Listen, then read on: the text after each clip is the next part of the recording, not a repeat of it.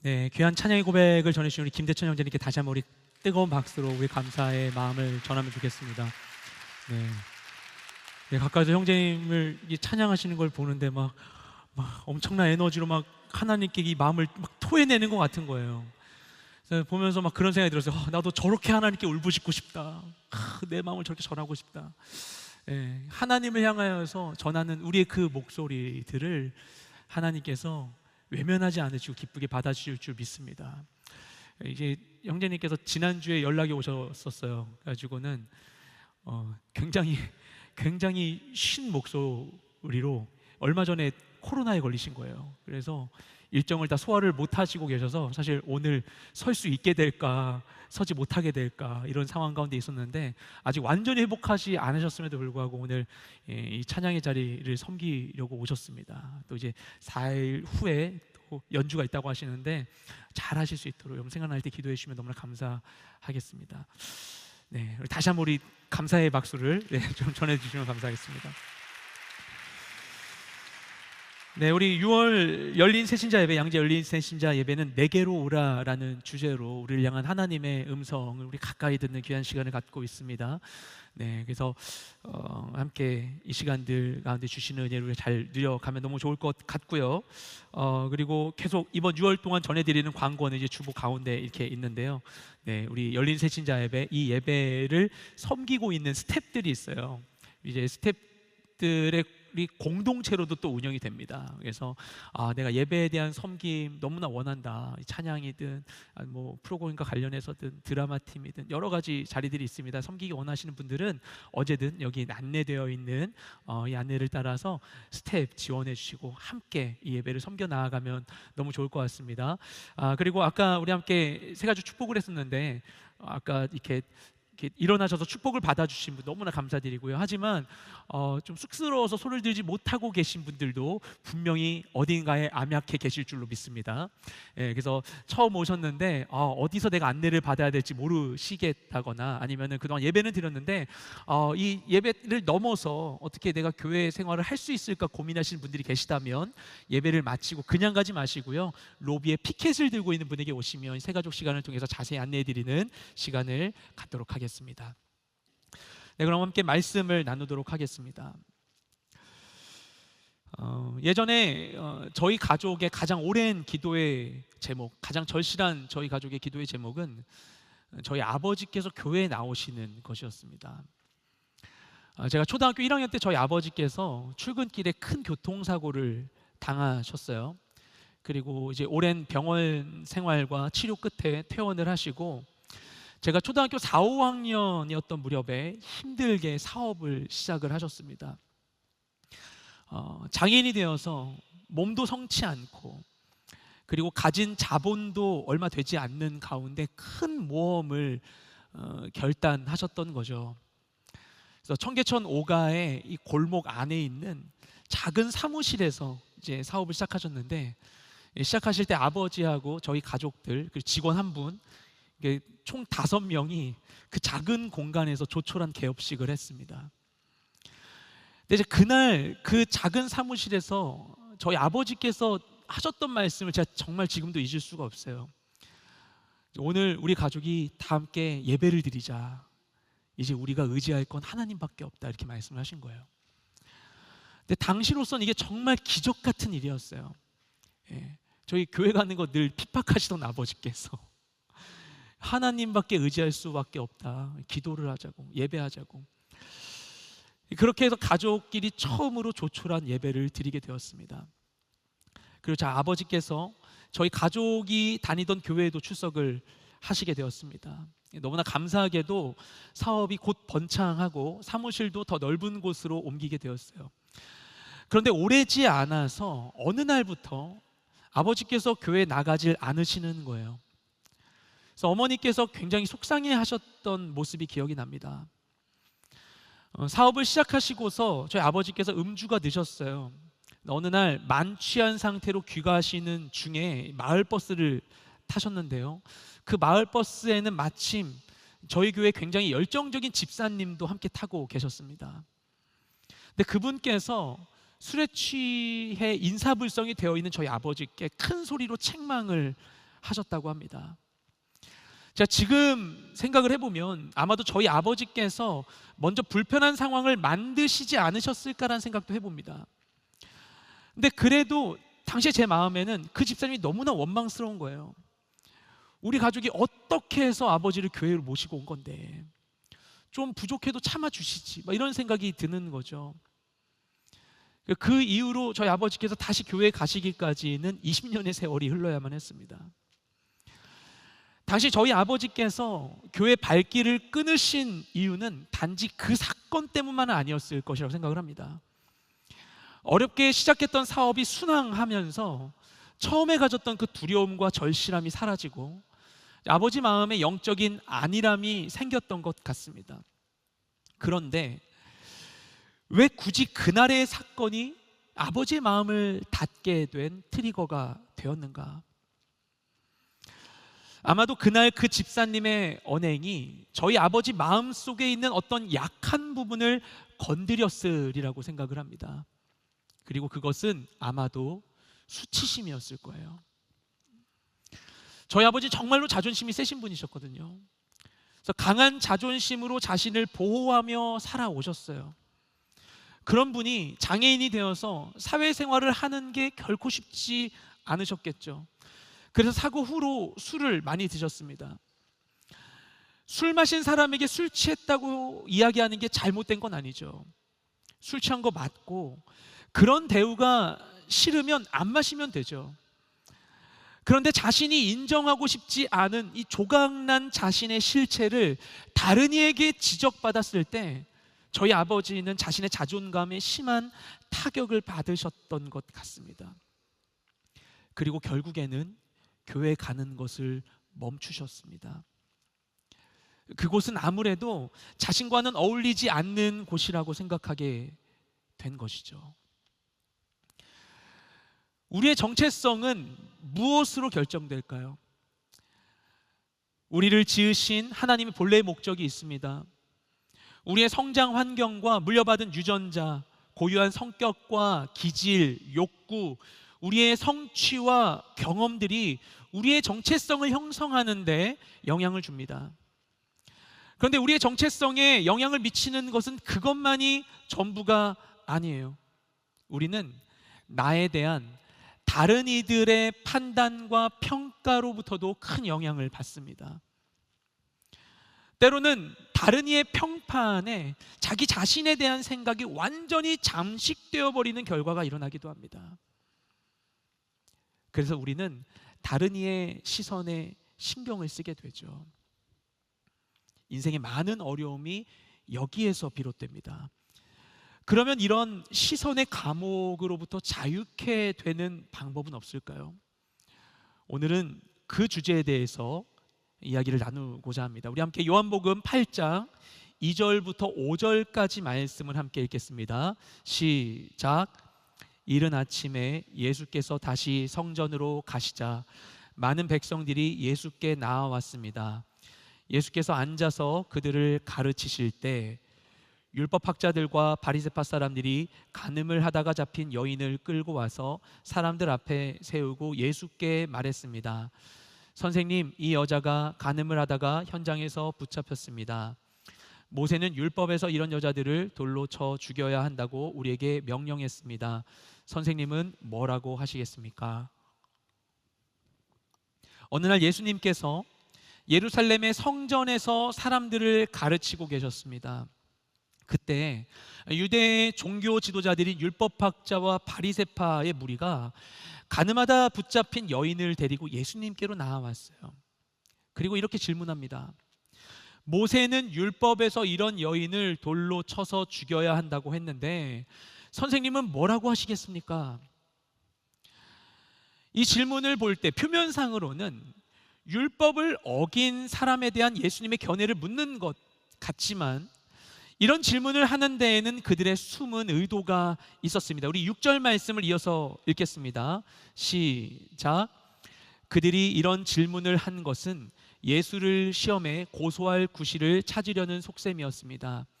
그러나 예수께서는 몸을 구부린 채 앉아서 손가락으로 바닥에 무엇인가를 쓰기 시작하셨습니다. 아멘. 이들이 예수님께 온 것은 이런 간음죄와 같은 문제들을 처벌해서 이스라엘의 사회를 정결하게 하고 하나님의 말씀이 지켜지도록 하기 위해서가 아니었습니다. 이들의 목적은 예수님을 고소하는 것이었어요. 예수님을 로마 법정에 세워서 형이 집행되도록 하고 싶은데, 그런 구실을 만들기 위해서 곤경에 빠뜨리고자 나름 많은 고민을 통해 이런 상황을 만들어냈던 것입니다.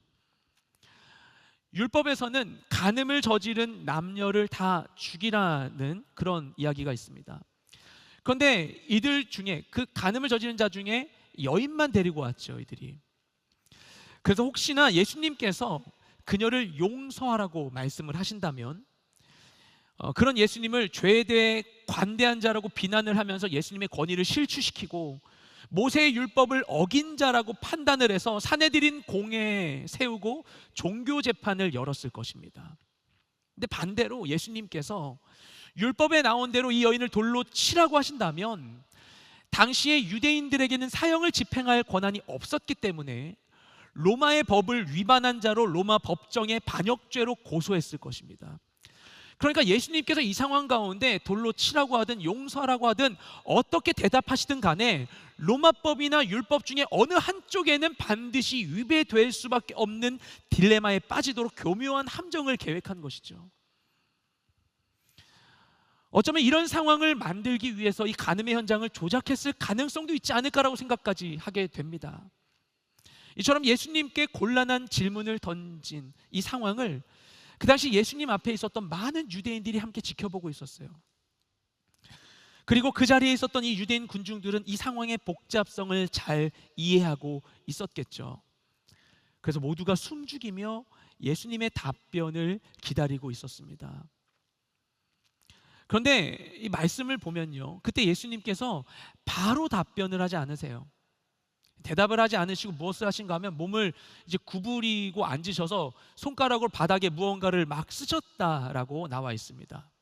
그럼 예수님은 이때 손가락으로 바닥에 무엇을 쓰셨는가 너무나 궁금해요. 그죠? 너무 궁금한데 성경엔 그 내용까지 나와 있지 않아요. 알 수는 없어요. 하지만 그럴지라도 너무나 흥미로운 행동이죠. 왜 여기서 손가락으로 바닥에 뭔가를 쓰고 계셨는가? 왜 이런 행동을 하신 것인가? 저는 이번에 이 말씀을 이제 묵상하면서 이런 생각을 해봤습니다. 아마도 예수님께서 그 순간에 바로 답변을 하지 않으시고 뭔가 손가락으로 바닥에 무언가를 쓰는 이런 행동을 하셨던 것은 그들의 질문으로부터 거리를 두시기 위해서 그러신 게 아니었을까 생각을 해봤습니다.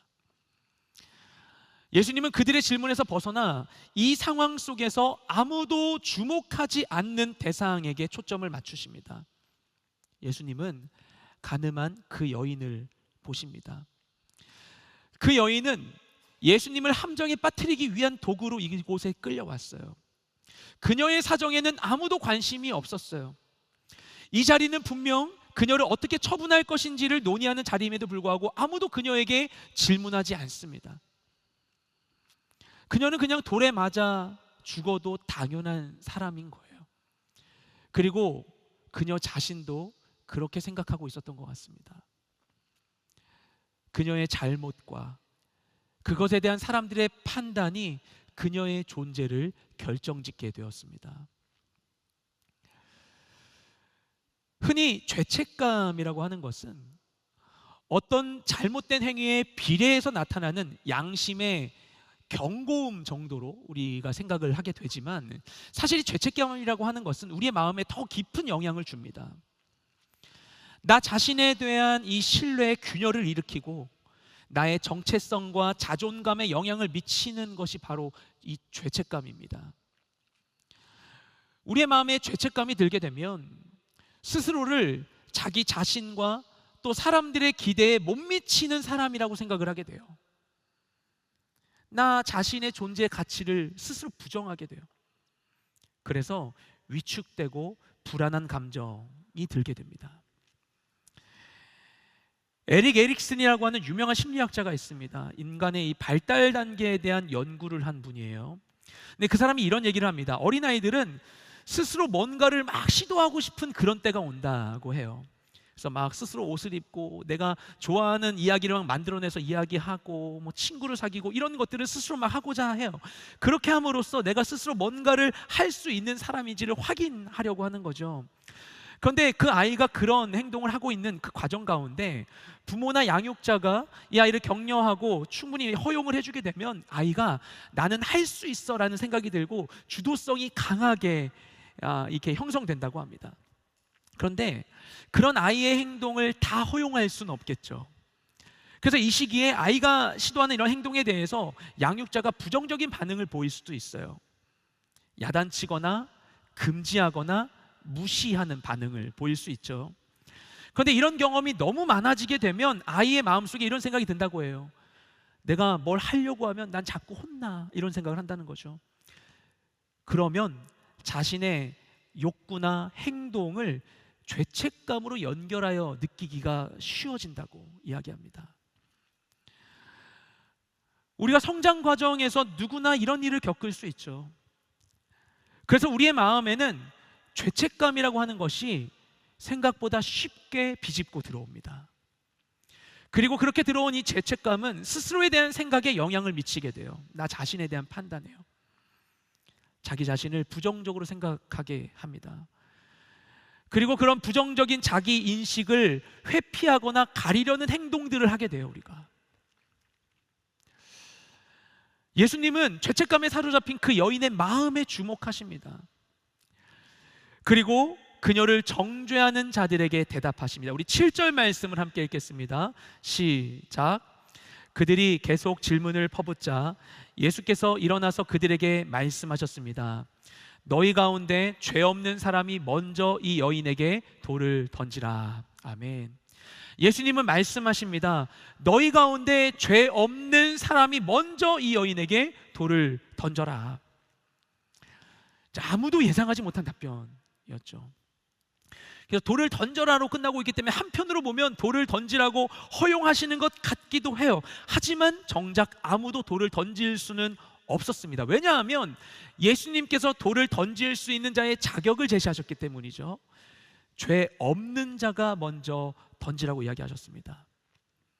그 한마디에 가늠한 여인을 향하고 있었던 정죄하던 그 모두의 시선이 각자 자신에게로 옮겨지게 되었습니다. 나는 돌을 던질 자격이 있는 자인가 생각을 하게 되었죠. 그렇게 예수님의 한마디에 가늠한 여인과 정죄하는 이들 간의 이 경계가 허물어지게 되었어요. 그녀뿐만 아니라 그녀를 손가락질하는 이들도 모두가 다 죄책감에 눌려 살고 있는 보통 사람들이었던 거예요. 모두가 다 다른 이의 판단에서 자유할 수 없는 죄인들이었던 것입니다. 그래서 결국 이들은 하나 둘 자리를 떠나가게 됩니다. 우리 9절 말씀을 함께 읽겠습니다. 시작. 이 말씀을 들은 사람들은 제일 나이 든 사람부터 하나 둘씩 슬그머니 사라지기 시작했습니다. 결국 예수와 거기 홀로 서 있던 여인만 남게 됐습니다. 아멘. 결국에 그녀를 붙잡아온 사람들, 예수님을 시험하던 사람들은 모두 다 자리를 떠나가게 되었습니다. 예수님께서 그들에게 하신 말씀의 의미는 무엇이었을까요? 얘들아, 이 가늠한 여인만 잘못한 것 같아? 이 사람이나 너네나 다 도찐 개찐이야. 너네 다 똑같이 죄인이야. 내가 모를 줄 알아? 이런 말씀을 하시려던 걸까요? 모두를 비판하시고 모두에게 동일한 죄책감을 선사하는 것이 예수님이 의도하신 일이었을까요? 그런데 예수님께서는 홀로 남은 그 여인에게 이런 말씀을 하세요. 우리 10절과 11절 말씀을 읽도록 하겠습니다. 시작. 예수께서 일어나 여인에게 물으셨습니다. 여인아, 그들은 어디 있느냐? 너를 정죄한 사람이 한 사람도 없느냐? 여인이 대답했습니다. 선생님, 없습니다. 예수께서 말씀하셨습니다. 나도 너를 정죄하지 않겠다. 이제부터 다시는 죄를 짓지 마라. 아멘. 예수님께서 그 여인에게 말씀하십니다. 나도 너를 정죄하지 않는다. 그러니 이제 다시는 죄를 짓지 마라. 이렇게 말씀하시죠. 예수님은 그녀를 비난하지 않으신대요. 그게 오늘 말씀을 통해서 우리가 확인할 수 있는 하나님의 마음입니다. 하나님은 우리를 정죄하지 않으십니다. 하나님은 우리가 우리 자신을 보듯이 우리를 보지 않으십니다. 그분이 우리 각 사람을 향하여 품으셨던 우리의 진짜 모습과 가능성을 보고 계십니다. 그래서 우리가 지금까지 지배되어 왔던 모든 질서로부터 우리를 새롭게 해주시는 거예요. 우리의 죄와 상처, 욕망, 수치심과 두려움, 죄책감, 우리를 묶고 있는 모든 것으로부터 해방되어 하나님 나라의 백성으로 자신 있게 살아가도록 하기 위해서 그분은 모든 시선과 판단으로부터 우리를 자유케 해주십니다. 우리 로마서 8장 1절과 2절 말씀을 함께 읽겠습니다. 시작.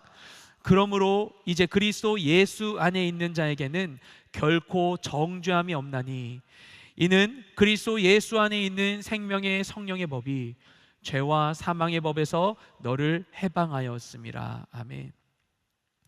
예수님은 우리가 판단받는 모든 것으로부터 우리를 해방하셨습니다. 그래서 그분 안에 있는 자들은 결코 정죄함을 받지 않습니다. 더 이상 나의 과거에 매이지 않게 되는 거예요. 그런데 이렇게 이야기하면 어떤 분들은 이런 오해를 하실 수도 있어요. 그렇다면 예수님을 믿기만 하면 어떤 잘못을 저질러도 괜찮다는 건가? 잘못을 저질러도 아무 부담도 가지지 않아도 되는 건가? 어떤 죄책감도 없어도 되는 건가? 원래 우리가 잘못을 하면 그에 상응하는 책임을 지게 되죠. 그런데 우리의 죄가 용서를 받고요, 더 이상 정죄를 받지 않는다면, 그러면 원래 우리의 잘못으로 인하여 우리가 받아야만 했었던 그 비난의 짐은 어디로 가는 것일까요? 그냥 사라지는 것일까요? 우리 히브리서 12장 2절 말씀을 함께 읽겠습니다. 시작. 믿음의 주요 또 온전하게 하시는 이인 예수를 바라보자. 그는 그 앞에 있는 기쁨을 위하여 십자가를 참으사 부끄러움을 개의치 아니하시더니 하나님 보좌 우편에 앉으셨느니라. 아멘. 예수님께서 이 땅에 오셔서 무엇을 하셨는가 하면 우리를 위해서 십자가에 달리셨어요. 왜 굳이 십자가에 달리셨는가? 십자가에 달리셔서 나를 위해 하신 일이 과연 무엇인가 우리가 묻는다면 이 방금 읽은 말씀 가운데 이렇게 대답을 하는 것입니다. 예수님은 십자가에서 우리가 받아야 했던 그 수치를 대신 받아주셨습니다. 우리가 우리의 죄로 인해서 감당해야 하는 원래 우리 것이었던 그 모든 책임과 부끄러움이 그냥 조용히 사라진 게 아니라 예수님께로 옮겨진 것이에요. 우리가 받아야 했던 그 손가락질과 판단을 예수님이 대신 받아주신 겁니다. 우리가 더 이상 정죄받지 않고 새로운 삶을 살 수 있게 하시기 위해서 자신을 내어주신 것입니다. 여러분, 그런 사랑을 받아보셨습니까? 제가 예전에 오래전에 보았던, 너무 감명 깊게 보았던 드라마가 있어요. 이 최고의 사랑이라는 드라마였는데 보신 분이 계신지 모르겠습니다. 꽤 됐어요, 시간이. 그래서 이제 차승원 씨가 독고진이라고 하는 배우로 나왔습니다. 그래서 차승원 씨는 국민 호감 배우 독고진이라는 사람이었고, 공효진 씨가 국민 비호감 배우 구혜정이라는 사람으로 나왔어요. 그런데 이 구혜정이라는 사람이 착한 사람인데 어쩌다 비호감 캐릭터를 얻고 유명해지니까 이 캐릭터를 계속 유지하는 거예요. 근데 두 사람이 사랑을 하게 되었어요. 사랑해서 사귀는데 아무도 이걸 모르는 겁니다. 절대 어울리지 않는 캐릭터라고 생각을 했거든요. 근데 어느 날 두 사람이 같이 이제 차를 타고 이제 가다가 기름이 떨어져서 주유소를 들어가는데, 근데 주유소를 들어갈 때 주유소에 들어가기 직전에 그 조수석에 있었던 그 구혜정이 담요로 자기 얼굴을 덮어버리는 거예요. 그래서 뭐 하는 짓이냐고 얘기를 하니까, 나는 비호감인데 우리 둘이 있는 거 사람들이 보면은 당신이 욕먹지 않겠냐 하면서 싹 덮어버린 거예요. 그리고 이제 주유소에 들어가 버립니다. 근데 주유소 직원들이 이 독고지냐고 하는 연예인을 알아봐요. 막 알아보면서 막 얘기하는, 옆에 있는 사람 누구야? 뭐 김태희야? 뭐 누구야? 막 당대에 인기 있는 여자 배우들을 막 나열하는 거예요. 예. 근데 그렇게 막 얘기를 하고 있는데 카메라가 이 담요 속에 있는 그녀의 얼굴을 비춥니다. 내가 사랑하는 사람인데 내가 이 사람의 이 여자친구라고 당당하게 얘기할 수가 없는 거예요. 그 막 사람들의 조롱어린 말을 그냥 가만히 들을 수밖에 없는 그 상황. 제가 그걸 보고 있는데 나중에 제가 생각해 볼 때 나라면 어떻게 했을까라는 생각이 들었어요. 그 순간에 내가 그 남자 주인공이면 어떻게 했을까? 예. 막 그런 생각이 드는 거예요. 저라면은 담요를 확 걷었을 것 같아요. 걷으면서 내 여자친구야! 그러면서 왜? 불만 있냐? 이러면서, 그래서 내가 뭐라도 널 위해 했다고, 난 당당해, 난 널 위한 사랑을 증명했어, 뭐 이렇게 얘기할 것 같은 이런 생각이 드는 거예요. 저라면 아마도 이 불편한 상황 가운데.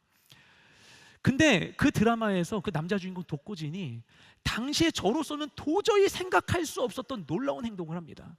뭘 하냐면요, 여자친구가 담요 속에서 이 괴로움 속에 있고 나를 배려해주는 이 상황 속에서 막 이렇게도 저렇게도 못하는 그 상황 속에서 어떤 선택을 하냐면, 그 여자친구 홀로 있는 담요에 손을 넣어서 그 손을 꼭 잡아줘요. 그리고 그냥 같이 있어주는 거예요. 나도 지금 아파. 그녀가 당하고 있는 수모를 나도 같이 당하고 있다고 안심시켜주는 거예요. 이게 굉장히 충격적인 장면이었어요, 저한테. 나를 위해 함께 욕을 먹어줄 수 있는, 나를 위해 함께 아픔을 견뎌줄 수 있는 그런 사랑. 여러분, 그런 사랑 받아보셨습니까? 제가 어느새 과거에 저희 아버지만큼 나이가 들었어요. 조금 나이가 들어서 아이들을 키우면서 생각을 해보니까 제가 받았던 사랑이 너무나도 큰 거예요. 어떻게 우리 아버지는 장애인이 되어서도 그렇게 가족을 위해서 외롭고 힘들게 악착같이 사실 수 있었을까?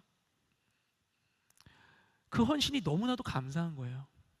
저 오랫동안 저희 아버지를 미워했거든요.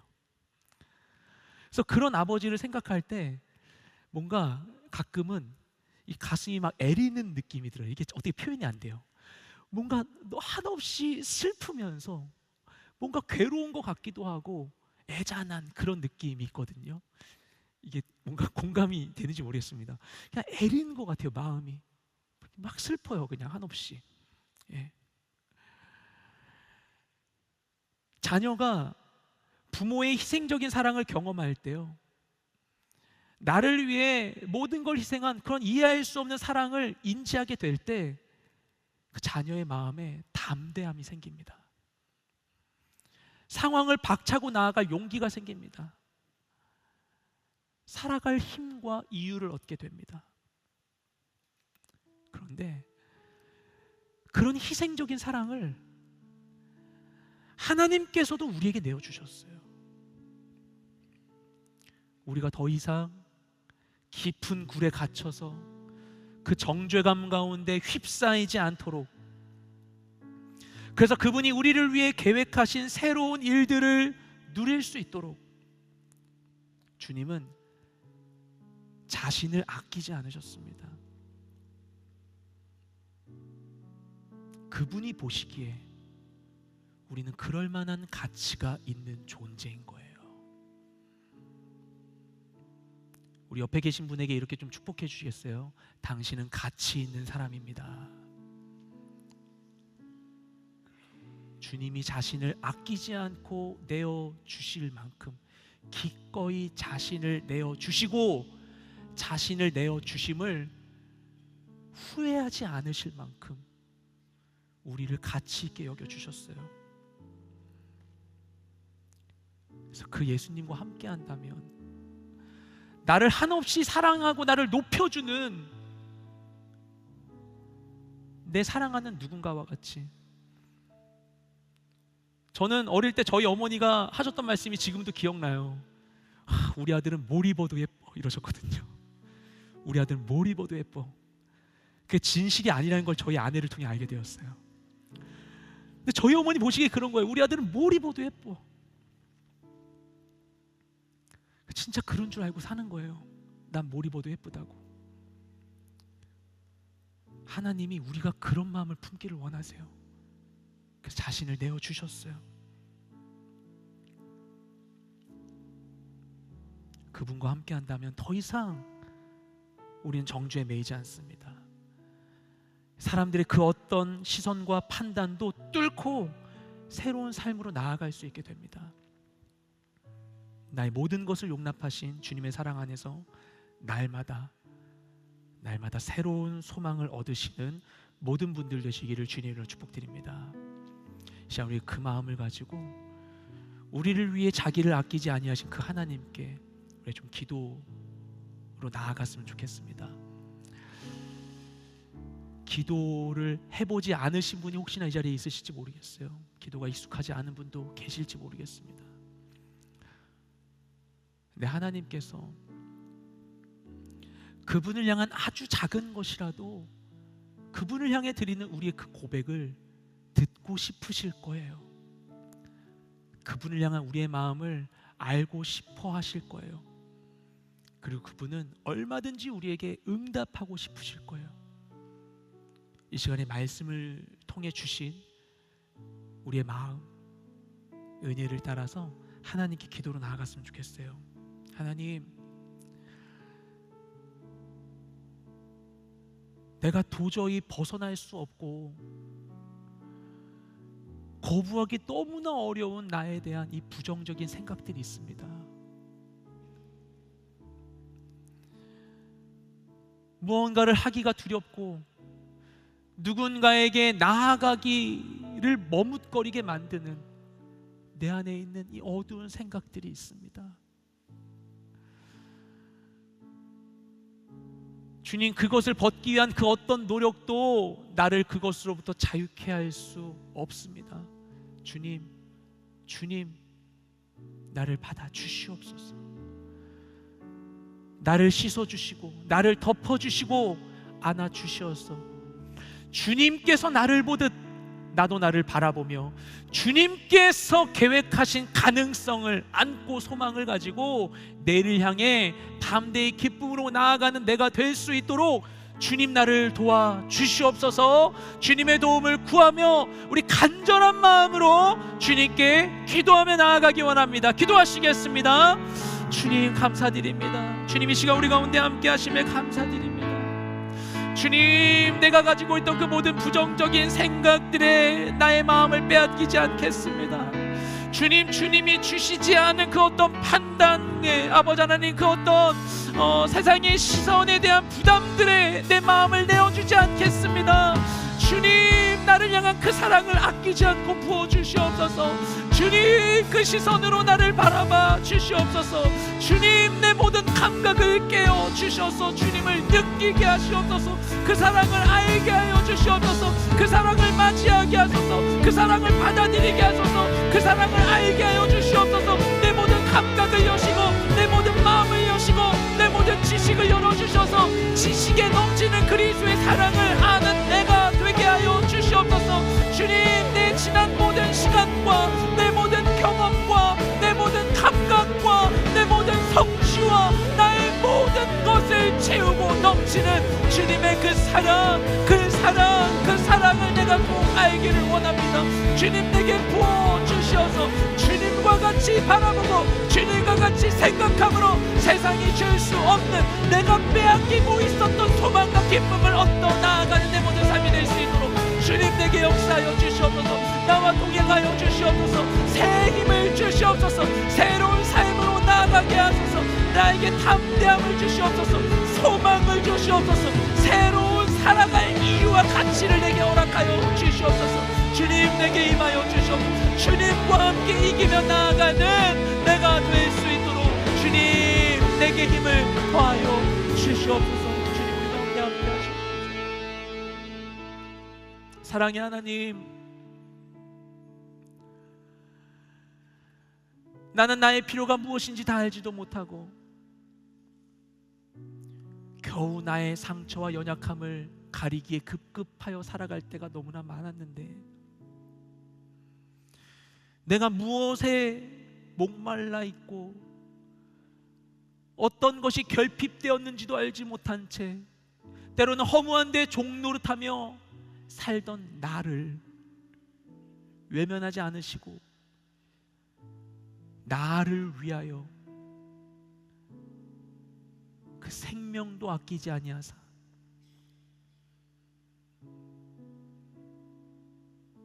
내가 져야 한 그 모든 수치와 아픔을 감당하여 주시며 감사드립니다. 나를 향하여 이미 증명하여 주신 그 사랑을 내가 온전히 믿고 받아 누리길 원합니다. 주님께서 나에게 주시지 않은 그 모든 판단을 내려놓고 주님이 기대하시는 바대로 내일을 소망하며 살아가기를 원합니다. 주님, 나의 마음을 열어주시옵고 그 사랑을 부어주셔서 사랑 안에 소망의 내일을 향해 나아가는 우리 모든 인생 될 수 있게 역사하여 주시옵소서. 우리 가운데 함께 하실 주님을 찬양하며 예수님의 이름으로 기도드렸습니다.